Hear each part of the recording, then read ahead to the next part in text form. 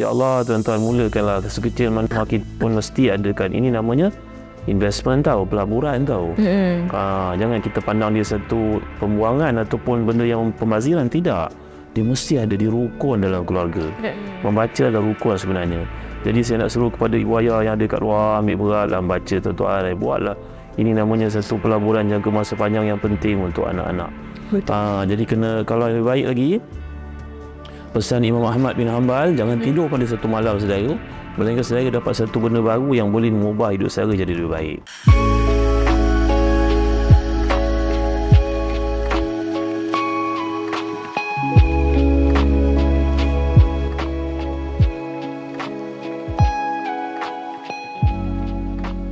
Assalamualaikum warahmatullahi wabarakatuh. Alhamdulillah anda kembali lagi bersama dengan saya Izzati Zakaria sebagai hos anda untuk podcast khas Radio IKIM, Sit and Think, diskusi bulat merenung hikmah. Alhamdulillah kita dah pun melepasi beberapa episod. Dah 10 episod dan lebih dah episod kita dah bawa bincang topik tentang travel, bawa bincang topik tentang kerjaya, bawa bincang topik berbagai lagi topik yang menampilkan penampilan penyampai-penyampai radio IKIM kita. Dan kita dah pun settle round penyampai radio kita. Kali ni kita bawakan special buat anda semua, tetamu radio IKIM itu sendiri. Iaitulah bersama dengan saya, di sebelah saya rasa kedil ya hari ni. Tetamu kita yang cukup hebat, iaitulah Ustaz Datuk Dr. Haji Zahazan Muhammad selaku pengarah urusan Telaga Biru. Apa khabar Ustaz? Alhamdulillah, baik. Alhamdulillah. Syukur, Alhamdulillah. Macam mana Ustaz punya energi hari ni? Rasa semangat tak? Alhamdulillah, sentiasa bersemangat. Sentiasa bersemangat. Itu dia aura orang-orang hebat, orang-orang berilmu memang sentiasa bersemangat. Dan begitu jugalah saya dan juga para penonton yang baru mendengarkan. Harapnya kita semua sentiasa bersemangat untuk kita dengarkan ilmu, untuk kita bekerja hari ni. Buat yang bekerja, semangat nak bekerja. Buat yang belajar, semangat nak belajar kan. Jadi apa sebenarnya topik yang akan kita bincangkan hari ni? Kita dah pun go through banyak sangat topik. Pada episod kali ni, kami bawakan buat anda semua sebuah topik. Dia dengar macam akademik tapi tidak sebenarnya. Kita nak bincang santai saja. Topik berkenaan dengan bagaimana budaya membaca membentuk seseorang. Sebab itulah kita bawakan figura yang cukup hebat, yang cukup terkenal, yang cukup kita kata, kalau kita sebut Telaga Biru tu kita dah tahu siapa. Kalau sekat buku tu memang sinonim dah dengan Ustaz Zahazan di sebelah saya. Okey Ustaz. Berkenaan dengan topik kita hari ini kan Ustaz, mungkin ramai dah tahu Ustaz sebagai pengarah urusan Telaga Biru sendiri, menulis buku, membuat kajian dan sebagainya. Mungkin Ustaz boleh cerita sedikit, adakah membaca ni memang sudah menjadi hobi Ustaz daripada kecil, ataupun sebenarnya ada turning point yang buatkan Ustaz betul-betul minat membaca? Alhamdulillah, wassalamualaikum warahmatullahi wabarakatuh. Puan Pak Izzati dan juga para penonton, sahabat, anak-anak, ibu bapa yang dimuliakan Allah sekalian, ibu dan bapa muda yang ada di luar sana. Ya Allah, seronoknya nak cerita bab ilmu. Ya. Jadi sebenarnya saya ni seorang insan biasa je macam tuan-tuan. Bahkan tuan-tuan lebih berjaya daripada saya. InsyaAllah. Lebih banyak pencapaian. Izzati orang muda banyak lagi boleh berjalan. Yang sebenarnya tuan-tuan perempuan dimuliakan sekalian, saya masa kecil, saya ni seorang budak yang apa nak kata, malu, macam kebanyakan orang, malas, nakal. Satu hari tau, ni telah menjadi satu turning point dalam hidup saya. Moga ada ibrah kepada tuan-tuan lah. InsyaAllah. Satu hari saya balik rumah dan saya beritahu pada ayah saya, seorang guru. Ayah, tadi kat sekolah budak tu dapat nombor 1 ya, anak cikgu sekian-sekian. Nombor 1 cikgu, nombor 2 cikgu, nombor 3 cikgu. Habis kau kat mana? Entah, tak masuk pun top 10. Tak masuk top 10. Jadi ayah saya pun cakap pada saya, kau kalau nak berjaya, kau kena tunjuk sifat orang berjaya, orang berjaya. Itu seorang Arab kata, tashabbahu bil kirami fa inna tashabbuha bihim falahu. Tirulah orang yang berjaya tu, nanti kau akan berjaya juga. Jadi saya pun perhatikan, ayah saya tanya lagi, apa kelebihan yang daripada dia? Dia rajin buat buku. Anak cikgu Majid tu, anak cikgu Rezo semua anak cikgu lah. Dia buat buku. Habis kau try lah. Saya fikir dalam hati, buat buku. Tapi buat buku nanti orang ejek pula. Nunjuk lah tu. Kan? Nunjuk lah tu mula lah. Skema sangat lah tu, atau apa-apa istilah yang digunakan. Tapi tuan-tuan perempuan, saya cuba cabar diri saya. Okey. Waktu tu Ustaz umur berapa waktu tu? darjah 4 apa 10 dah tahun. 10 tahun. Darjah 4 10 tahun. Macam tu lah lebih kurang. Tahun berikutnya ada peperiksaan besar. Masa tu ada dipanggil penilaian darjah 5. PSRE. Bukan penilaian darjah 5. Sebab itu baru jadi apa nama?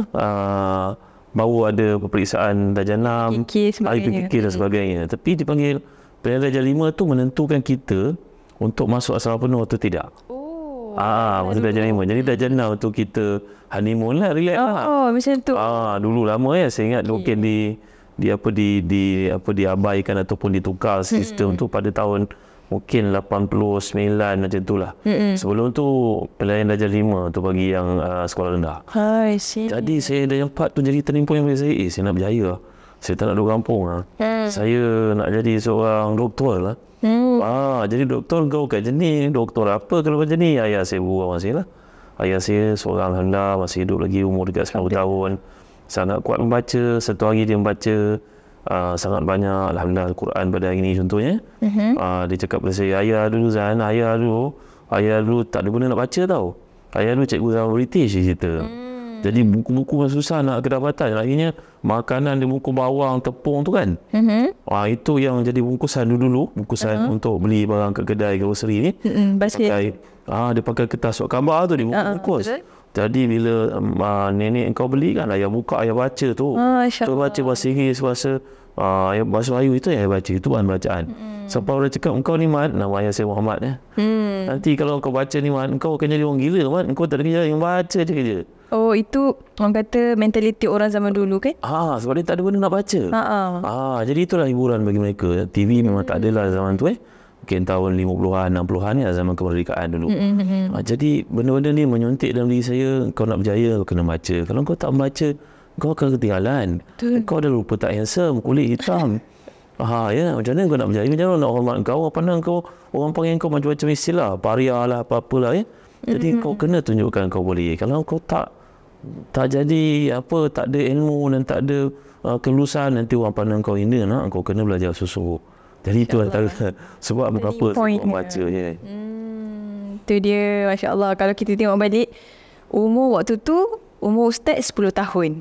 Buat yang mendengar ni mungkin boleh ingat balik, alamak 10 tahun apa yang aku buat kan, apa yang aku duk insafkan, betul tak Ustaz?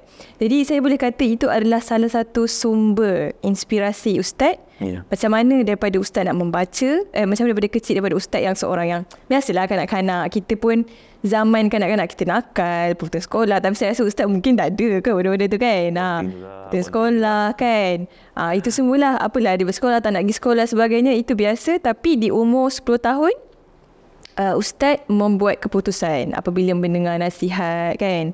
Apabila mendengar inspirasi lah daripada ayah Ustaz sendiri. Kita kena membaca tu jabatan ilmu, dan jadilah Ustaz seorang, kita tengok sekarang seorang yang sangat hebat, yang memberi sumber inspirasi kepada orang lain juga. Kan itu Ustaz. Okay Ustaz, untuk soalan yang seterusnya, sebila Ustaz dah bercerita tadi kan, seawal usia 10 tahun, kalau macam mungkin yang dengarkan ni, mungkin yang mendengarkan sekarang ni adalah para ibu kan, para ibu muda yang mungkin ada anak sekarang ni. Dia rasa macam, aku kena juga terapkan membaca untuk anak-anak aku kan. Kena juga. Macam mana Ustaz daripada umur 10 tahun tu, Ustaz ada macam tips tak? Macam mungkin boleh pilihan buku-buku yang kita patut bagi ke anak-anak kecil. Daripada kecil, buku macam mana? Kemudian bila besar macam mana pula? Ustaz. Saya baru jumpa dengan tokoh pendidik negara yang sangat kita sayangi. Guru pada semua Datuk Dr. Haji Muhammad Fadilah Kamsah. Ya Allah, guru pada semua kita. Betul. Pada saya terutamanya. Dan Datuk ni mengajar kita untuk buat satu benda tindakan tu, pendidikan anak-anak ni mula daripada kecil. Orang putih sana dekat negara Yahudi yang kita kata Israel pada hari ini dipanggil Yahudi dengan Israel, ada bezanya. Kita kaji dalam Quran kan. Jadi orang Yahudi ni bagaimana pendidikan yang diberikan kepada anak-anak. Saya tahu tak? Seorang ibu yang hamil, daripada anak tu dalam kandungan lagi dah didengarkan dengan Tauratnya, dah didengarkan matematik, kiraatnya, sainsnya, dibacakan. Bahkan antara tanggungjawab klinik ketika ibu dan anak ni pergi untuk dapat rawatan, penekanan pada aspek itu diberikan. Dan ibu-ibu ni diharapkan untuk hadir dalam program-program untuk melahirkan siapa? Einstein yang baru. Baru panggil saintis-saintis untuk bercakap. Kalau ibu ni kecenderungannya kepada bidang ni, maka dia digerum ke arah itu. Contohnya. Terus kalau kita pergi ke negara Israel pada hari ini, Yahudi, kita pergi Tel Aviv contohnya kan, tengok Tel Aviv tu bahasa Arab sebenarnya Tal Abib. Tel Aviv. Tal maknanya Jabal Saghir kan. Itu bahasa Arab sebenarnya, membuktikan tempat tu asal usulnya memang negara Arab. Negara Arab. Betul. Maka kita tengok pokok mangga kecil dah berbuah. Tak mustahil lepas ni kita pergi pokok durian, rendah-rendah boleh capai pun dah ada musangking dan sebagainya. Kemajuan mereka capai. Tapi itu bermula daripada ibu dalam kandungan. Kandungan lagi ditekankan aspek tersebut. Orang Yahudi yang uniknya, mereka mengira kelahiran itu keturunan daripada ibu. Kalau bapa tu Yahudi, ibu tu contohnya Chinese, anak tu tak jadi Yahudi. Anak tu kan Chinese. Jika Chinese. Kalau ibu tu seorang Yahudi, bapanya mungkin Somalia, anak itu tetap dianggap dianggap Yahudi walaupun ayahnya walaupun ayah. Jadi itu keadaan. Tapi saya nak beritahu kepada tuan-tuan, Datuk Dr. Fadil Kausar punya kajian, berapa ramai di kalangan kita ibu ayah kan, kat rumah ada satu sudut membaca. Berapa ramai yang buat begitu? Dan berapa ramai di kalangan kita yang spend masa untuk bawa anak-anak pergi ke library, pustakaan negara sebagai contohnya. Ataupun kita melencong pergi tempat lain. Ramai itu ambil GPS di tempat lain. Berapa orang di kalangan kita yang cuba bawa anak untuk bawa dan raihkan dia pada hari jadi, belikan dia buku yang dia suka. Berapa orang di kalangan kita yang sebelum tidur ada bedtime story yang cerita pada anak-anak, cerita sebelum tidur yang membangkitkan, menyuburkan iman. Ini kajian Datuk Dr. Fadil Kausar. Banyak beliau sampaikan dalam pesan Tok Abah sebagainya. Dan saya buat berkaitan, kalau kat negara barat, kita pergi UK kan, France, Germany bangsa-bangsa yang sifatkan maju ni, kalau hari perkahwinan, hari kelahiran, dia bukan bagi baju macam kita, pinggan mangkuk kan. Bagi buku. Bagi buku, betul. Dia bagi buku. Betul, buku dia presentation dia cantik. Kalau Bible saja, ada mungkin beribu-ribu. Jilid-jilid kan. Dia punya presentation, ini untuk anak, ini untuk dewasa, ini untuk orang muda, ini boleh buka-buka, ini ada warna, ini macam pelangi. Jadi design dia. Jadi tanggungjawab kita semua adalah menyuburkan semangat dan cita membaca. Bermula daripada ayah ibu, kalau anak dalam kandungan lagi, dia bacakan Quran. Kemudian bila anak tu lahir, dia bagi buku-buku yang lembut macam bantal kan. Yang sekarang pegang, kena rewasi pun tak apalah. Kan? Jadi dengan cara demikian kita telah menanam daripada kecil semangat ni tadi. Dan hadiahkan buku, sediakan sudut membaca kat rumah. Anak kita balik, bukan daripada kita pegang handphone, pegang buku, baca Quran contohnya. Jadi ini antara perkara-perkara yang applicable, yang mudah. Betul. Manageable, workable. Boleh dilakukan. Tapi boleh dilakukan. Kita mesti mulakan. Kena mujahadah lah. Kena jadikan diri kita ada disiplin lah. Jadi dengan cara demikian, saya percaya, yakin masyarakat kita boleh ubah. Yang sedihnya Zati kalau tengok kan, kita bukan resis ya. Contohnya kita pergi ke pesta buku yang diadakan di KLCC oleh syarikat buku yang terkemuka. Di situ kebanyakan bukunya adalah buku Chinese Mandarin. Terkejut tahu tengok orang kat sana, anak-anak bawa bakul, bawa beg bergerak untuk beli buku. Tapi cuba bayangkan kuasa buku yang kita ada kan, IKEM pun turut serta. Betul. Kita boleh lihat bagaimana kita boleh nampak. Hari Sabtu Ahad kita selain masa pergi kedai buku, tengok anak-anak orang Cina duduk mereka yang lagi banyak duduk di lantai. Dia tak peduli sejuk ke apa ke, dia baca. Tapi semangat seperti ini kalau kita lihat dalam kerangka masyarakat Melayu Islam amat kurang. Betul. Kadang-kadang Ustaz, saya setujulah bila Ustaz sebut tadi, berapa ramai ibu bapa yang nak bawa anak-anak dia pergi library kan sebagainya. Kadang-kadang mereka menjadikan itu alasan tak cukup masa kan. Kalau kita kata macam malam tu, malam dah bekerja, dia macam melibatkan bila Ustaz kata tadi, dia kena disiplin. Ibu bapa kalau dia ada rasa dia nak anak dia ke arah membaca, budaya membaca tu, maka ibu bapa tu akan buat juga effort. Jadi kita dah dengar, saya rasa saya tak cukup lagi nak dengar. Kita dah dengar lagi banyak lagi tips daripada Ustaz Zahazan sendiri berkaitan dengan membaca, khususnya daripada penerapan budaya membaca daripada kecil lagi. Jadi kita akan berehat seketika, berehat dulu. Kepada anda semua, teruskan kesetiaan anda bersama dengan kami di podcast Sit and Seek. Kembali lagi selepas ini.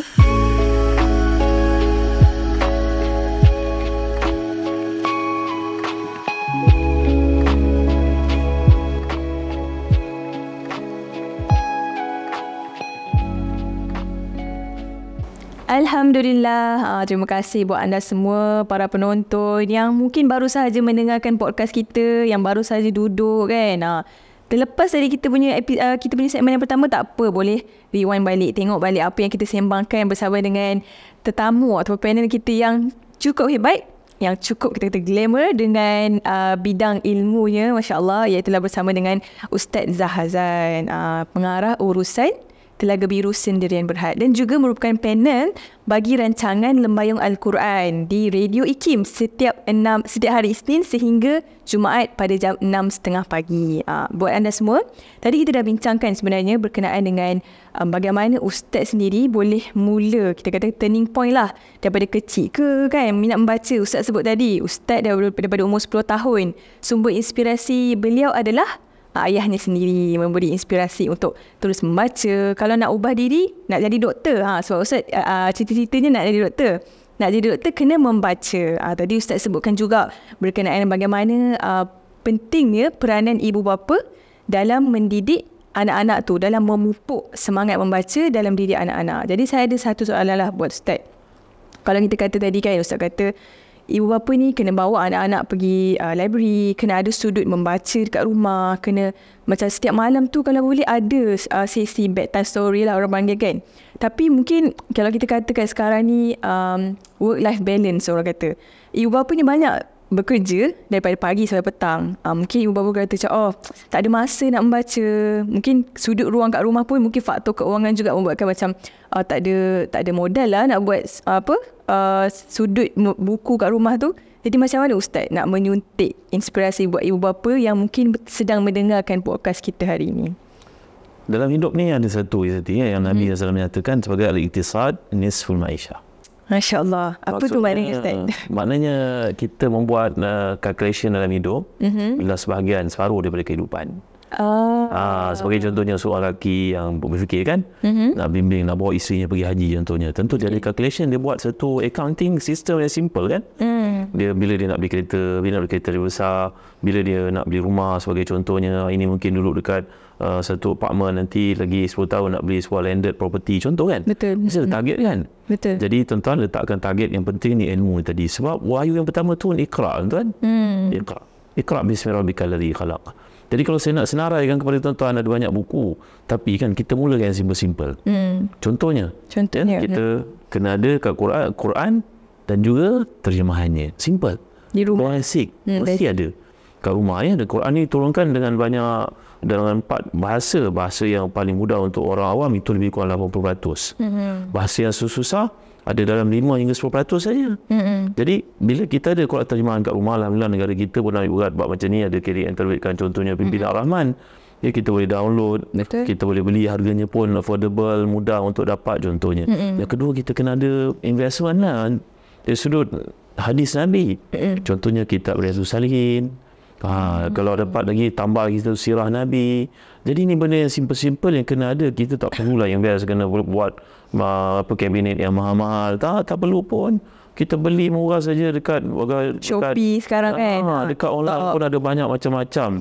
Ya Allah, tuan-tuan, mulakanlah sekecil mana kita pun mesti ada kan. Ini namanya investment tau, pelaburan tau. Jangan kita pandang dia satu pembuangan ataupun benda yang pembaziran. Tidak. Dia mesti ada di rukun dalam keluarga. Membaca adalah rukun sebenarnya. Jadi saya nak seru kepada ibu ayah yang ada kat luar, ambil beratlah membaca tuan-tuan. Buatlah. Ini namanya satu pelaburan jangka masa panjang yang penting untuk anak-anak. Jadi kalau lebih baik lagi, pesan Imam Ahmad bin Hanbal, jangan tidur pada satu malam saudara, melainkan saudara dapat satu benda baru yang boleh mengubah hidup saudara jadi lebih baik. Masya Allah. Jangan tidur. Imam Ahmad ni hebat tau. Kalau saya nak cerita tentang beliau ni, perlu podcast lain lah. Perlu podcast lain, boleh insyaAllah. Imam Ahmad ni tahu tak? Imam Ahmad ni beliau ni ketika mati 200 tahun kemudian, antara menjadi kebanggaan ulama mazhab Hambali untuk menyimpan karya beliau. Contohnya Imam Ibn Jawzi tau. Dia simpan kitab Imam Ahmad ni bertajuk Az-Zuhud. Jadi kebanggaan ulama-ulama untuk simpan sebagai teras mazhab Hambali, mereka pegang kitab tu. Atau kitab Imam Ahmad yang menakjubkan namanya Az-Zuhud. Kitab Az-Zuhud ni saya tak tahu ada tidak dalam bahasa Melayu kita. Az-Zuhud ni bila Imam Ibn Jawzi kata berlaku banjir besar dekat Baghdad, habis aku nangis, aku tengok buku-buku semuanya. Yalah, dulu tulis pakai tulisan dakwat tangannya kan, semuanya luput. Aku tengok beli satu-satu lah, habis buku aku. Tapi hebatnya, aku pegang kitab Imam Ahmad tu, tulisan tangannya yang menjadi masih hidup lagi. Kena air pun tak cair dakwat dia. Berapa ratus tahun tu? Betul Allah Ta'ala menyatakan surah Hijr, inna nahnu nazzalna zikra wa inna lahu lahafizun. Kami jaga Quran Daripada kehilangan, luput daripada minda manusia, dia akan kekal sampai hari kiamat. Begitu juga kitab-kitab orang yang ikhlas. Masya Allah. Jadi tuan-tuan, saya nak sentuh pada tuan-tuan kan, bila kita banyak membaca, kita cakap benda yang baik-baik, insya-Allah. Anak-anak kita, isteri kita contohnya, orang keliling kita. Kerana kita ni ada kompas dalam diri kita yang kerja dia memandu kita. Kalau macam ni, kalau ini masalahnya macam ni. Kita bukan ada 2-3 plan, 10 plan kita ada. Betul. Tanyalah orang yang kuat membaca, tuan-tuan. Mereka dalam hidup, mereka ada banyak plan. Kalau macam ni, Kalau macam ni, Kalau macam ni, apa nak buat? Kerana bahan-bahan tu tersusun dalam minda dia kan. Dan anytime boleh dikeluarkan. Jadi saya menyeru pada tuan-tuan, perempuan kalau nak kita membangunkan bangsa yang hebat, kita kena membaca, tuan-tuan. Kena membuat investment dalam segmen pembacaan ni supaya anak-anak kita dan generasi kita terarah. Tapi kena baca benda yang betul lah. Betul. Tak mau baca benda-benda mengarut, benda-benda yang tak memikirkan minda, cerita-cerita palsu yang tak ada asas, kita tak maulah. Kita nak baca benda yang iqra, baca benda yang mendekatkan diri kita dengan Allah. Allah menyatakan surah Al-Alaq ni tadi. Jadi benda-benda yang menjadikan kita lebih terarah, yang betul. Kebanyakan kita belajar kat universiti kan. Jadi kita tahu kan reference kan. Betul. Tahu buku-buku kan. Buku-buku primer, sekunder kan, yang mana yang penting. Jadi yang teras tu kita kena ada, macam saya sebut tadi, Quran itu kewajipan. Hadis contohnya Riyadhus Salihin, ya, kalau ada kitab-kitab lain Sahih Bukhari ke Muslim ke KDN pun ada banyak terbitkan, sirah Nabi. Kemudian kalau kita dapatkan, kita ambil kisah-kisah para salihin, para sahabat, baca. Kerana tak ada benda macam Ibn Mubarak kan. Bila beliau bersembang dengan ramai orang, Ibn Mubarak ni seorang usahawan yang berjaya, kau tahu. Dia dalam hidupnya dia bagi Imam Malik, dia bagi Ibn Ulayya, dia bagi As-Sawri, dia bagi Sufyan duit jumlah yang besar. InsyaAllah. Tok Guru ambil duit ni, Tok Guru tak perlu bekerja. Tak cukup minta bagi kat saya. Saya kira nilai yang dibagi kepada guru-guru, maha guru yang hebat-hebat ni, nothing less than 50,000 kita pada hari ni. Monthly. Tok Guru, Imam Malik ambil duit ni, Imam Guru jangan fikir bekerja tak? Sampai ke ilmu je. Tak cukup beritahu saya. Jadi ini, siapa namanya tadi? Abdullah bin Al-Mubarak, yang sangat terkemuka. Dan beliau ni bila bersembang, dia tengok benda tu dah melencong ni kan, menyimpang ni. Alam-salam luar jalan, dia bangun. Maka orang pun tengok, mana Imam ni? Tuan, dia pergi mana? Dia ambil buku baca. Masya Allah. Orang kata pada dia, Tuan Guru sembang je. Aku sembang kau merapu lah. Baik aku baca buku, aku bersembang dengan para sahabat. Para sahabat dah mati ni. Ni dah baca buku ni kan? Cerita dia. Jadi aku bersembang benda terarah tau. Jadi tuan-tuan, kita kalau amalkan perkara ni senang je. Adakan sudut baca kat rumah. Ajak anak-anak membaca. Adakan waktu kok susah macam mana pun untuk pergi kedai buku ni tadi. Lagi satu berjumpa dengan orang alim. Berjumpa dengan ulama-ulama. Sudah daripada kecil lagi. Ya, kena bawa. Imam Malik tu ibu tunggal ya. Ayahnya hilang, ayahnya pergi perang mati. Maka ibunya tiap hari bawa Imam Malik ni, pakaikan dia serban, pakaikan jubah kan. Pergi jumpa Malik, minta doa imam ni. Ibu tu Malik, ni Tuan Guru hadis Malik. Pergi jumpa kat dia. Jadi tuan-tuan, Imam Bukhari pun macam tu juga. Imam Syafi'i pun macam tu juga. Jadi kita ni berapa kali kita pergi jumpa dengan orang ilmuwan? Berapa kali? Agak-agak lah. Ayah kita memang kita jumpa orang kot lain. Kan? Jadi ini yang bahaya. Jadi penekanan tadi masa tu, adakan sudut, adakan waktu, adakan jumpa dengan orang alim. Lepas tu doakan untuk mereka selalu tau. Ya, pegang dada dia doa, Allahumma sabbithu waj'alhu hadiyan mahdiya, ya Allah. Untuk anak aku ni orang baik, pembawa hidayah, penyebab orang lain dapat hidayah. Jadi kita kena selalu ada fungsi macam tu. Barulah kita boleh lahirkan anak kita macam mana. Lahirkan Imam Bukhari yang baru, Imam Muslim ni semua jalan-jalan mereka. InsyaAllah. Terinspirasi ya. Saya duduk di sebelah dia, yang saya belum lagi menjadi seorang ibu. Tapi kan kita kata insyaAllah lah, buat para ibu bapa di luar sana, semoga apa yang Ustaz Zahazan kongsikan tadi memberi 1001 inspirasi buat ibu bapa di luar sana. Kalau kita tengok sekarang ni kan, kalau library sekalipun dah ada banyak dah section untuk anak-anak kan. Walaupun situ penuh dengan mainan, tapi di sekelilingnya penuh dengan buku-buku untuk kita kata macam nak membangkitkan semangat anak-anak tu membaca. Ustaz, itu dia. Okey Ustaz, tadi Ustaz dah kongsikan bahawa pentingnya ataupun macam mana ibu bapa ni berperanan yang saya kira sangat penting. Ustaz bawakan kisah tadi Imam Malik, bagaimana ibu Imam Malik sendiri minta berjumpa dengan alim ulama itu sendiri kan. Bagaimana kesungguhan mereka untuk memastikan anak-anak mereka ni betul-betul jadi orang yang berguna, yang membaca, yang berilmu. Kalau kita tengok sekarang ni Ustaz, berkaitan dengan isu Palestin lah, yang berada buat saudara kita yang sedang berada di bawah kecaman ni Zionis laknatullah ni Ustaz. Pada awal-awal waktu perang tu, saya ingat lagi, anak-anak muda kita ni dia macam confused tau Ustaz. Confused sama ada macam siapa yang salah, Israel salah ke, Palestin salah ke, siapa yang mula dulu kan, semua sebagainya. Sebab yang kita boleh nampak adalah sebab kurangnya membaca. Mereka tak tahu sejarah Israel Palestin ni sebenarnya Ustaz. Jadi mungkin Ustaz boleh ulas sedikit lah bagaimana pentingnya anak-anak muda kita membaca kan, rakyat Malaysia kita membaca untuk kita tahu sejarah tu seperti mana yang berlaku sekarang Ustaz. Kita hidup pada ini suasana, kita tak boleh terpisah daripada bangsa lain. Jadi kita kena jadi orang yang apa dipanggil realistik. Itu sebab dalam Quran Allah Taala ni bersifat adil menceritakan tentang bangsa Yahudi sebagai contohnya. Allah sebagai contoh bawa pada kita ayat wa min ahli kitab man in ta'manhu bidinarin la yu'addihi ilaika illa ma dumta alayhi qa'im. Ada di kalangan bangsa Yahudi ni, kamu bagi dia sedinar, dia tipu kamu, dia kata tak ada. Wa in minhum man in ta'manu bi qintari yu'addihi ilaika. Ada pula di kalangan mereka ni, kalau kamu bagi pada mereka satu gunung emas, dia jujur pada kamu. Jadi Islam bawa kepada kita satu wadah pemikiran yang berasaskan orang baik kita kata baik, yang salah kita kata salah. Betul. Itu sebab kita dapat lihat sekarang di Kanada ke di Amerika ke, ada golongan bangsa Yahudi ni yang ortodok dipanggil, betul. Yang pakaiannya pun macam orang Islam kita, perempuan kita pakai purdanya pun begitu juga pakaiannya. Mereka ini berkekalan untuk mengatakan kejahilan dan juga kejahatan yang berlaku daripada bangsa Zionis ni tadi. Zionis ni adalah macam kita anggap ideologi yang ekstrim yang terdapat dalam agama Yahudi. Sebahagian mereka merupakan orang yang menghormati. Betul. Bahkan dalam Islam pun diajar kita kalau terpaksa tidurlah dengan orang Nasrani, jangan tidur dengan orang Yahudi. Kawan lah maksudnya.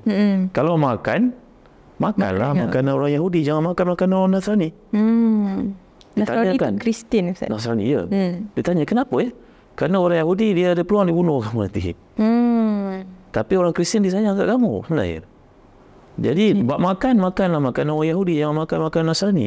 Kerana Nasrani dia dah bercampur bau macam-macam benda. Betul. Kalau boleh dielakkan. Ada kelonggaran yang difatwakan oleh para ulama. Contohnya kita pergi ke Europe, kita pergi ke mana tempat tak ada makanan, makanlah makanan Ahlul Kitab. Di kalangan mereka Yahudi Nasrani boleh je. Tak ada masalah pun. Asalkan benda tu bukan benda yang haram. Kan? Jadi ini masukkan ke sini, benda ni adalah satu tahap ilmu yang perlu diberikan, disampaikan. Ya, anak-anak, tuan-tuan, perempuan, kita sebab kena baca. Tadi saya nak bercerita pada Zati ni, saya rasa melimpah-limpah. Saya pernah sekolah dulu, kami di Kuala Islam ada satu Kuala Islam tu, nama dia Sijil Khas College. Sijil ni kebanyakan budak Kuala Islam dulu tahun 90-an. Mereka ambil sijil ni untuk pergi ke negara Arab, lebih daripada perempuannya nak masuk ke aliran sains dan sebagainya. Semua nak jadi ulama lah pada waktu Sijil khas, sijil. SKK namanya.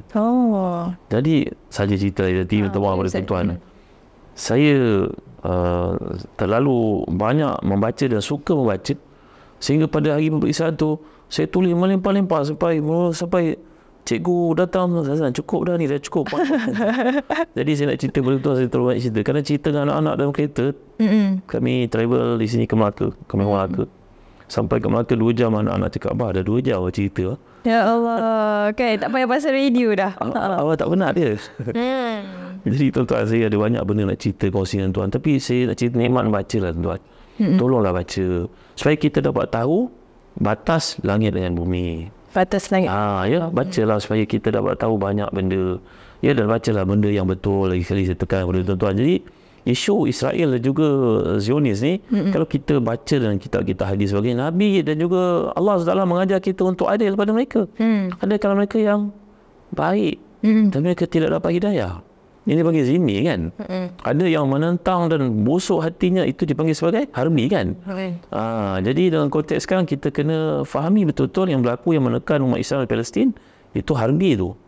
Walaupun ada kalau mereka yang zimmi yang mengatakan tak patut kamu nak serang orang, ada di kalangan mereka yang kata kita tengok dalam viral ada padri ortodoks kata, sedangkan yang akan mengubahkan kamu tu satu kaki je kubur, itu je yang kamu rebut, buat apa? Semua orang akan masuk ke situ kan. Betul. Yang pergi halau orang, bunuh orang, buat apa?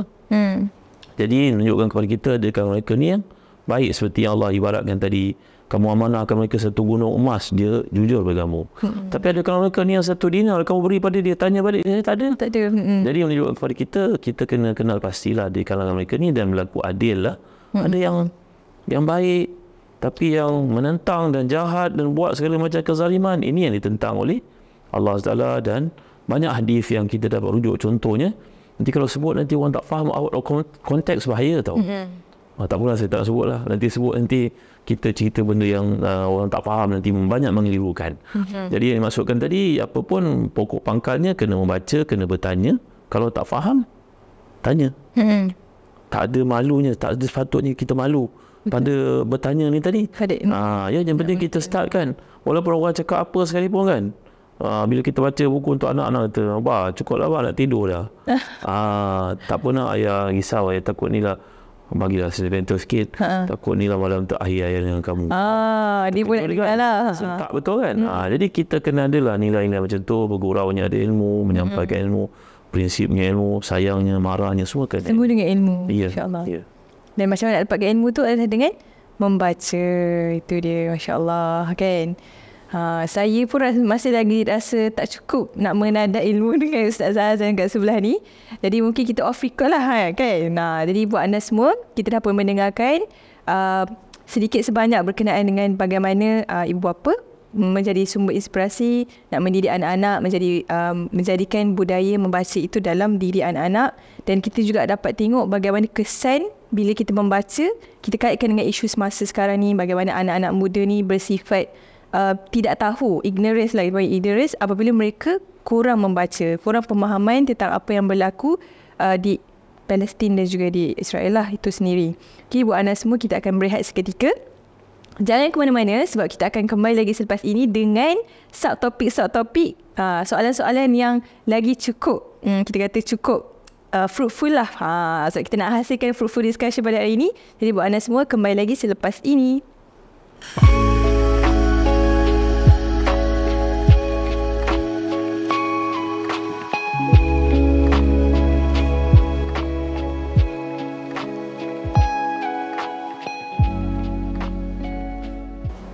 Alhamdulillah, kembali lagi kita dalam segmen khas podcast Radio IKIM Sit and Seek bersama dengan saya Izzati Zakaria dan juga panel kita pada hari ini iaitu Ustaz Zahazan Muhammad selaku pengarah urusan Telaga Biru Sinar Berhad. Buat anda semua yang mungkin baru saja duduk mendengarkan kami di podcast ini, ingat kita akan bersiaran pada setiap hari Rabu jam 1 tengah hari dan kita akan streamkan siaran kita ni di YouTube, channel YouTube kita. Kita ada juga di Facebook page kita dan kita ada di Spotify. Buat anda semua yang nak dengarkan suara kami, bolehlah subscribe kita di Spotify, follow, like dan juga share kita punya segmen pada hari ini. Kalau nak tengok episod-episod yang terlepas tu, bolehlah tengok di semua platform digital yang saya sebutkan seperti tadi. Okey. Jadi untuk episod kali ini kita bincangkan tentang membaca. Kita bincangkan tentang bagaimana budaya membaca itu membentuk seseorang. Kita bincangkan juga tadi macam mana peranan ibu bapa selaku ibu bapa memainkan peranan yang sangat penting untuk memastikan anak-anak mereka ni untuk kita kata nak menavigate anak-anak tu menjadi orang yang membaca. Okay Ustaz, mungkin untuk yang last kita katakan last segment kita punya round ni, Ustaz mungkin boleh kongsikan lah, kalau kita kata sekarang ni macam saya sendiri kadang-kadang kita nak membaca banyak sangat alasan kan. Ya Allah, nak cukupkan satu buku seminggu, satu buku sebulan tu pun kadang-kadang macam jenuh nak habiskan sebab alasannya tak ada masa lah, alasannya banyak benda nak buat kan sebagainya. Mungkin Ustaz sebagai seorang ustaz, sebagai seorang doktor, sebagai seorang yang sangat busy, kita tahu schedule ustaz sangat padat. Ustaz mungkin boleh kongsikan cabaran ustaz sendiri daripada kecil sampailah ke besar, cabaran nak membaca tu supaya orang semua tahulah macam okey, ustaz sendiri pun ada cabaran dia tapi ustaz boleh, you can make it. Macam mana tu Ustaz? Saya ni nafsu membaca saya sangat kuat. Kalau istilah ada sebut begitulah istilahnya. Sebab Abu Dah pun seorang ulama terkemuka dalam hadis mengatakan sebahagian daripada para ulama ni nafsu dia kepada membaca tu lebih daripada nafsunya, maafkan saya tak apa, kepada perempuan. Dan lebih nafsunya daripada makan. Saya tidaklah sampai ke tahap macam tu, tapi saya memang orang Kelantan kata berahi sangatlah, suka sangat baca dengan buku tu. Saya suka sangat baca, tapi masalah saya pun ada juga. Kadang-kadang buku tu terlalu mahal, saya tak mahu beli. Kadang-kadang buku tu terlalu tebal, saya tak mampu baca. Jadi nasihat saya kepada ustaz-ustaz, khususnya ustaz-ustaz yang ada kat luar sana, anda belajar, kita dulu belajar sesama kat bidang degree kan, itu asas penting. Kita dah dapat kunci-kunci tau. Jadi apa yang saya telaah, Imam Bukhari sebagai contohnya, dia bukan ambil satu buku tu dibaca awal hingga akhir. Kita pilih apa dipanggil kita pilih mana-mana yang berkenaan yang kita nak tahu sahaja. Kerana umur kita pendek, tak panjang. Kita pun tak tahu kan, saya pun tak tahu apa lagi umur yang tinggal. Jadi bila kita pergi buku-buku tebal ni kan, kita belik, kita tengok dekat dia punya faras. Faras ni maknanya konten ni, tengok ni semua aku dah tahu, ini taharah dah banyak kali baca, ini bab ni, bab taubat tahu, alhamdulillah syukur, ni aku perlu pendetailan. Jadi begitu sebenarnya cara baca para ulama, a'immat tafsir, ahli hadis begitu. Jadi kadang-kadang ada mereka yang kadang-kadang sarkastik kat luar tengok gambar buku banyak, buku banyak jadi himar nanti, tak apalah. Maksudnya buku banyak ni kerana kita menghargai ilmu rezeki. Saya contohnya, saya bila jumpa satu buku, saya buka belik, ni aku tak tahu. Yang lain tahu lah ke, alhamdulillah. Sebab kita belajar degree ni, tadi kita dah dapat dia punya foundation tau. Jadi yang huraian ni kadang-kadang diserasi, kadang fahaman semasa kita perlu. Kadang-kadang buat rakaik ni mana benda yang menyentuh hati kita. Saya buka satu buku. Buku ni namanya Qutul Qulub, saya buka oleh Al-Makki, saya baca. Ada satu kisah tu, kisah ni menyentap hati saya. Yang lain tahu dah, itu satu je tak tahu. Apa kisahnya? Satu hari Nabi Sulaiman berjalan. Tengah tenteranya yang ramai, burungnya, binatang, gajah semua ada. Lalu di sebuah tempat ada seorang falah, petani. Petani ini berkata dalam hatinya, ya Allah, kalaulah aku dapat cakap dengan Nabi Sulaiman, aku nak cakap sesuatu. Allah mewahyukan apa yang ada dalam bisikan petani ni tadi kepada Imam Nabi Sulaiman. Nabi Sulaiman turun daripada tikar, daripada dia terbang kan, turun, tak tahulah kalau macam Piramli kata. Kita pun nak imagine tu kan. Yang baca ni kita berimajinasi kan. Nabi Sulaiman pun turun atas perintah Allah. Engkau pergi jumpa petani tu dan tanya kepadanya, apa dia cakap engkau? Masya-Allah. Nabi Sulaiman pergi, tawaduknya Nabi Sulaiman. Tanya, fulan, aku diwahyukan Allah untuk jumpa engkau, apa engkau nak cakap dengan aku? Dia kata, Nabi Sulaiman, saya cakap apa? Saya terlintas dalam hati saya, yang penat semuanya akan berakhir. Yang akan datang kita tak tahu. Jadi kepenatan semalam saya membajak tanah ni, semua dah luput daripada ingatan. Sekali saya tidur, hilang semua. Saya tak tahu apa akan datang. Tapi saya rehatkan diri saya dengan kepenatan ni, dengan berkata pada diri saya, tahu tak apa cakap yang hebatlah, emosional aku juga. Wahai Nabi Sulaiman, saya akan ditanya oleh Allah apa kerja saya saja. Tapi Nabi Sulaiman akan ditanya oleh Allah semua bala tentera, cukup makan ke tidak, mereka sembahyang atau tidak, semua akan ditanya pada Nabi Allah Sulaiman. Itu yang menyebabkan hati saya jadi syair. Hati saya tenang. Hati saya tak perlu kisah orang lebih kaya daripada saya. Jadi tuan-tuan, saya nak cerita pada tuan-tuan, saya jumpa benda ni, saya beli buku ni tuan-tuan. Menghargai fakta yang saya tak pernah jumpa tu. Itu sebab kat rumah saya ada banyak bukunya, Ustaz. Ada banyak buku, alhamdulillah. Kerana saya amat menghargai penulisan, walaupun saya nak cedok mungkin sikit saja daripada lautan ilmu yang dia ada. Yang lain mungkin saya tahu, mungkin saya tak perlu nak sampaikan kepada orang. Saya perlu ambil sikit, saya akan beli buku tersebut. Saya amat menghargai ilmu. Itu sebab saya membuat Telaga Biru ni. Ibarat telaga, ada air, orang cedok, dia lagi lebih kristal, boleh minum, boleh dapat manfaat. Itu dia punya apa? Falsafah. Masya-Allah, falsafah di sebalik nama Telaga Biru. Dan sebenarnya biru tu bi'run. Bi'run bahasa Arab maknanya telaga je. Telaga.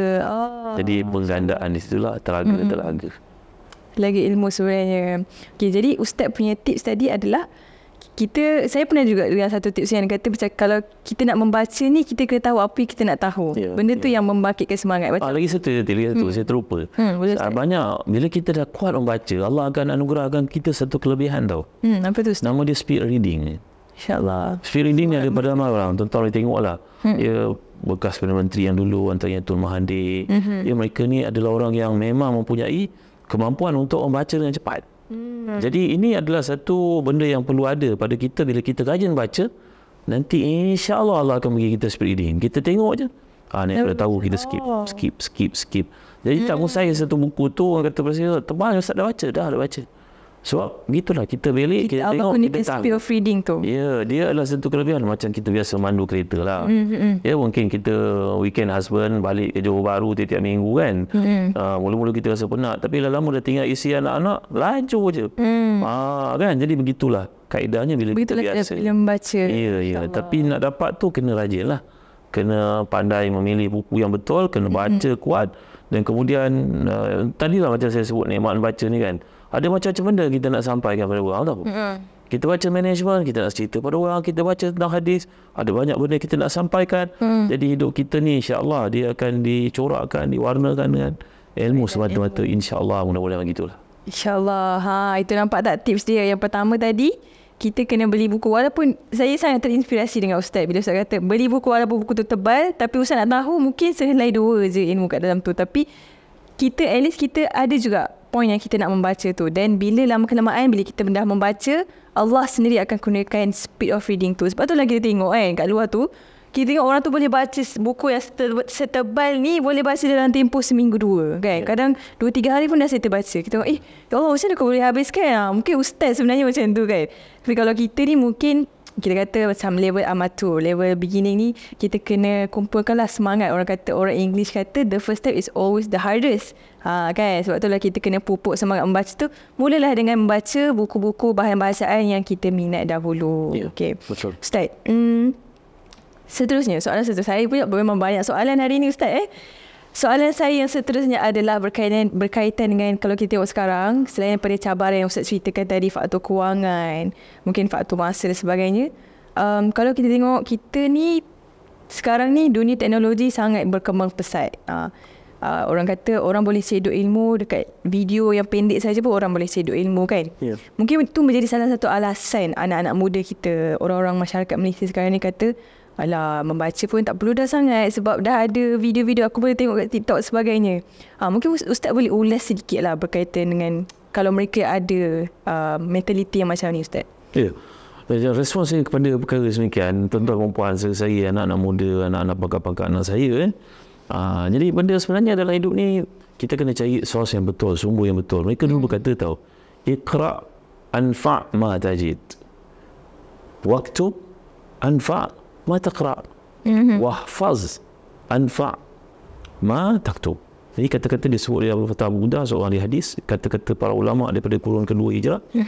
Pilihlah buku yang terbaik untuk baca. Kemudian dah ni pun saya tak mampu buat, saya banyak kelemahan. Baca banyak, cari yang terbaik untuk dituliskan. Daripada baca tulis. Ya. Dan dah tulis tu, cari yang terbaik untuk disampaikan. Dihafal dan disampaikan kepada orang. Kerana tak semua benda kita boleh cerita dengan orang kan. Betul. Nanti kita cerita dia orang tak faham, hujung pangkal dia jadi lain. Jadi matlamat dalam hidup ni, anak-anak orang remaja yang TikToker dan sebagainya, YouTuber ke apa ke, Insta famous sebagainya, anda mesti baca. Dan bacalah, jadikan Al-Quran, hadis itu panduan yang paling asas. Betul. Sebab saya bagi contoh tau, ada buku terkenal 8 Habits ke 7 Habits ke 20 tahun lalu oleh Stephen Covey, yang dipopularkan, kononnya dia memanglah banyak wisdom yang ada dalam tu. Betul. Tapi sebenarnya tahu tak tuan-tuan, paksi pemikiran beliau ni kepada hadis Nabi simple je tau. Betul. Nabi pernah bersabda, unzuru ila man huwa dunakum wa la tanzuru ila man huwa fawqakum wa hadha fa hadha ajdaru alla tazaruni Allahi alaikum. Maksudnya hadis Tirmizi dengan sanad yang sahih, lihatlah kepada orang yang lebih rendah daripada kamu, jangan duk lihat orang lebih tinggi daripada kamu. Nanti kamu akan sentiasa memperkecilkan, memperlecehkan nikmat Allah. Itu yang Stephen Covey cerita panjang lebar. Kalau kamu naik kereta, pandang orang naik basikal. Orang naik basikal, tengok pada orang jalan kaki. Orang jalan kaki, tengok orang naik wheelchair. Wheelchair, tengok orang yang tak ada kaki. Itu hadis Nabi tau. Betul, itu semua dah ada dalam. Ya. Kita duk kagum sangat. Kata memanglah kita kena ambil wisdom pada siapa saja, Nabi benar kan. Betul. Tapi bila kita terlupa asas pokok yang paling penting, ketika Sayyidina Umar umpamanya seorang yang educated zaman Nabi, talented, Sayyidina Umar ni bijak tau. Abu Bakar, Umar, Osman, Ali ni orang bijak belaka. Nabi melihat Sayyidina Umar memegang satu buku. Nabi tanya padanya, apa buku yang kau pegang tu wahai Umar? Jawapan Umar, saya baca Taurat wahai Nabi. InsyaAllah. Nabi menjawab, lau kana akhi Musa hayyan ma wasi'ahu ila tiba'i. Kalau Musa hidup, dia akan buang kitab tu, dia ikut Al-Quran. Menunjukkan apa? Kita kena bagi penumpuan asas kepada Quran, kepada hadis. Lepas tu ada tambahan, kita cari management ke, mungkin kita nak seorang manager, kita seorang leader, kita nak tahu. Tapi asasnya mesti Quran dan hadis. Betul. Lepas tu baru kita explore yang lain. Yang jadi masalah pada hari ini, kita terlalu banyak impress, baca orang lain. Kita lupa benda tu ada dalam Quran. Kita lupa benda tu disebut Nabi dalam hadis. Lepas tu kita duk bangga-banggakan sumber yang sebenarnya mencedok pada Quran dan hadis. Sebenarnya asasnya Quran dan hadis. Ya, jadi seruan saya kepada anak-anak muda kat luar sana, tolonglah baca. Jadikan Quran asas paling penting. Tak kisahlah satu hari baca 10 ayat pun tak mengapalah. Baca 10 ayat. Nanti ada kemampuan tambah dengan terjemahan. Baca terjemahan. Ya, siapa baca 10 ayat dia tak akan jadi ghaflah tau. Ghaflah ni melalai. Ghaflah ni disebut oleh Allah, ulaika humul ghafilun. Siapa ghaflah ni? Ketua dia adalah Fir'aun. Orang lalai tu ketua dia ke akhirat adalah Fir'aun. Kerana dia sibuk benda macam-macam. Macam kita ni ibarat macam Badi masa-masa Said cerita tau. Contoh ni menarik. Orang muda, orang tua, bapa dengan baik. Seorang ni sakit, dia pergi jumpa doktor.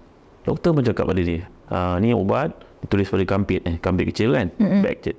Ni makan satu hari pagi, ni petang. Ini antibiotik makan sampai habis. Ini makan bila perlu. Betul tak? Kita dapat bag tu, kita pun balik rumah. Apa kita buat pada ubat tu? Kita mengalunkan lagu. Satu waktu pagi, satu waktu petang, makan bila perlu. Tapi makannya tidak. Itulah satu masalah kepada sebahagian umat Islam. Dia baca Quran, dia tak faham apa dengan Quran tu. Analoginya macam tu. Metaforanya logik. Itu yang berlaku. Jadi seruan saya baca Quran, mesti baca. Faham Quran, mesti berusaha untuk faham. Dan lepas tu kamu explore lah. Kerana cerita tentang Baitul Maqdis ni ada seorang ulama tahu nama Ismail Al-Maqdisi, ulama besar. Anak muridnya nak keluar dari Baitul Maqdis untuk menuntut ilmu. Dia kata pada anaknya, wahai Muhammad, kau akan pergi jauh menuntut ilmu. Ni aku guru kau, aku pesan pada kau.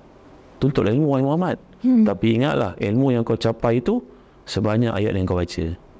Kau stop baca Quran, ilmu tu semua tak berguna untuk kau. Kau mula baca Quran, apa yang kau dapat dalam Quran itu dia akan dibantu dengan ilmu yang kau pelajari. Dan itulah yang sebenarnya berlaku dalam hidup kita. Kita tak baca Quran, kita duk kagum sangat dengan benda macam-macam yang kadang-kadang merepek, meraban. Benda-benda tu tak mana-mana sumber dia. Betul. Ya, jadi benda ni semua amatlah merugikan. Ya Allah Rabbi, merugikan sangat. Lepas tu benda tu yang jadi healing. Healing kau baca ni. Padahal ya Allah Rabbi, dalam Quran, dalam hadis Nabi, kamu banyak benda disebut kamu tak ikut. Dan kamu duk kagum sangat orang lain. Buat apa? Betul. Ni masalahnya. Dia macam kalau kita tengok sekarang pun memang banyak sangat orang-orang, mungkin Ustaz sendiri pun tahu kan, sekarang ni banyak sangat orang jual buku healing kan, jual buku puisi pendek-pendek je tapi konsepnya healing lah, buku yang menyembuhkan. Dalam sedar tak sedar dia juga mengarahkan yang kata, kalau aku nak healing aku cari buku ni nak baca. Tapi mereka tidak membaca Al-Quran. Dan begitu juga yang berlaku kalau kita tengok sekarang kan Ustaz kan.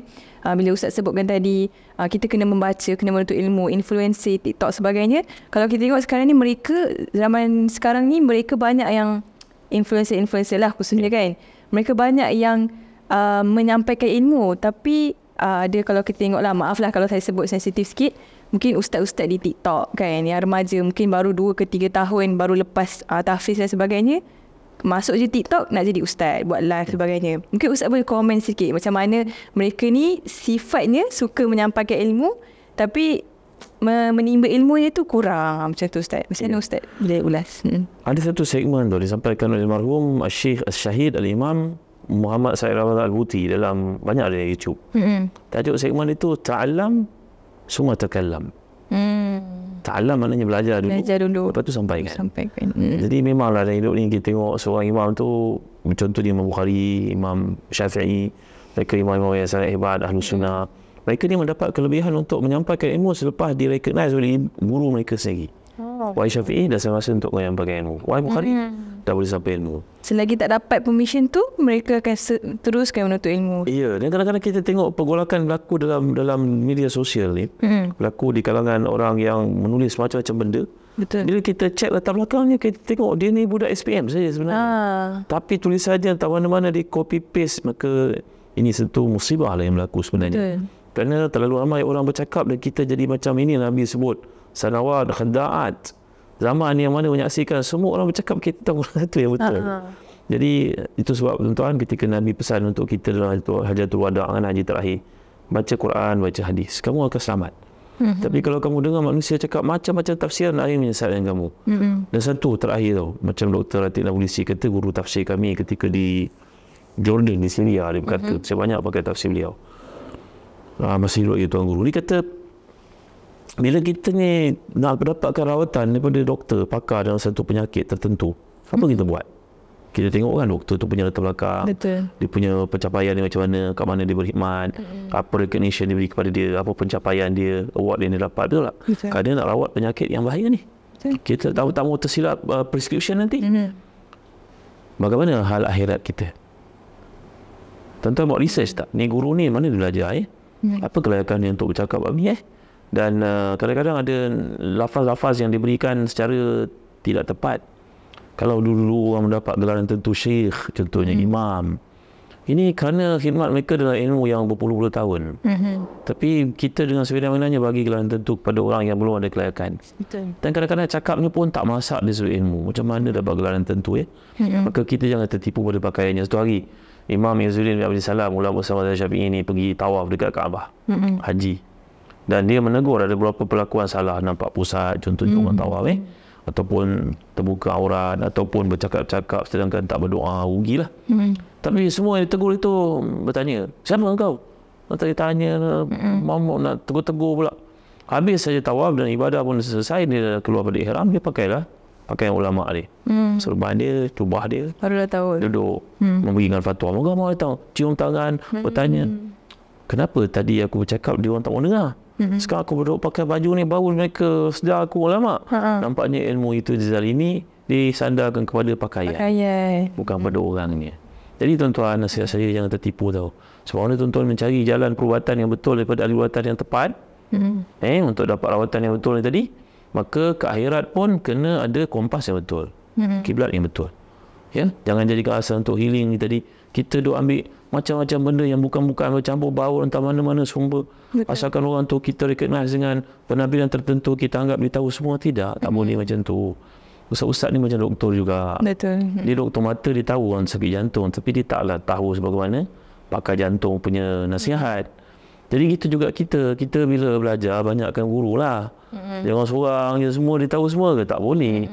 Nabi saja menguasai semua ilmu. Sahabat-sahabat Nabi pun Nabi sebut yang paling pandai faraid ini Zaid bin Sabit. Ini yang paling pandai bab mawaris yang ni. Yang paling pandai, Nabi pun bahagi-bahagikan para sahabat keilmuan mereka. Ini kan pula kita dah 1400 tahun di belakang ni, lagilah banyak kelemahan. Betul. Manalah boleh seorang tu semua dia tafsir, dia hadis, dia fiqh, dia tasawuf, semua dia. Boleh ke? Tak boleh. Akan ada seorang pakarannya. Kita kena rujuk pada orang yang betul. Baca mesti secara konsisten, cari ilmu ni tadi. Dan jangan berkira-kira dalam bab pelaburan ilmu, membeli buku yang betul. Jadikan rujukan, ajak keluarga membaca, pergi ke program-program ilmu tadi, insya-Allah kita jadi orang lebih baik, insya-Allah. InsyaAllah. Saya sebenarnya kan, saya yakin para pendengar dekat luar sana yang sedang menonton ni rasa macam alah nak habiskan ke, tapi sebenarnya kita kesetukan masa. Orang kata masa amat mencemburui kita. Kita dah pun di penghujung rancangan, di penghujung episod, kita dah pun dengarkan banyak sangat sumber-sumber inspirasi daripada Ustaz Zahazan sendiri. Bagaimana Ustaz mula membaca daripada kecil, bagaimana Ustaz ada cabaran-cabaran Ustaz nak membaca, bagaimana kita tahu pentingnya membaca untuk ibu dan bapa, macam mana pentingnya membaca untuk anak-anak, bagaimana ibu bapa, peranan ibu bapa itu sendiri, dan sehinggalah ke isu semasa. Sekarang kita tengok media sosial, sekarang kita tengok isu-isu yang berada di Palestin sebenarnya berkait juga bagaimana dengan semangat membaca itu sendiri. Jadi saya kirakan harapnya anda semua mendapat sangat banyak input, faedah daripada Al-Fadhil Ustaz Datuk Dr. Haji Zahazan Muhammad selaku pengarah urusan tenaga biru Sdn Bhd. Dan kepada anda semua, jangan lupa kalau nak dengarkan lagi perkongsian Ustaz akan bersiaran setiap hari Isnin sehinggalah Jumaat untuk rancangan Lembayung Al-Quran. Isnin hingga Jumaat pada jam 6.30 pagi. Dan untuk mendengarkan rancangan kita, nak tengok balik tak puas kan, mungkin 30 minit tak cukup, boleh dengarkan kami di YouTube channel kami, di Facebook page kami, di Spotify pada setiap hari Rabu jam 1 tengah hari, insyaAllah. Semoga yang baik-baik itu datang daripada Allah, yang buruk yang lemah itu datang daripada saya sendiri. InsyaAllah kita akan berakhiri episod kita pada hari ini dan berjumpa lagi di minggu hadapan dengan episod dan juga topik yang berbeza. InsyaAllah. Bye. Assalamualaikum.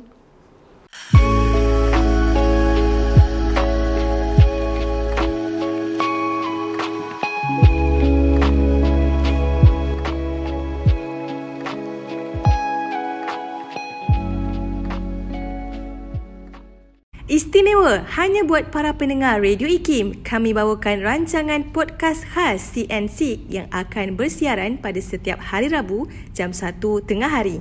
Ayuh bersama kami mendengarkan celoteh para penyampai radio kegemaran anda hanya di CNC. Diskusi bulat merenung hikmah.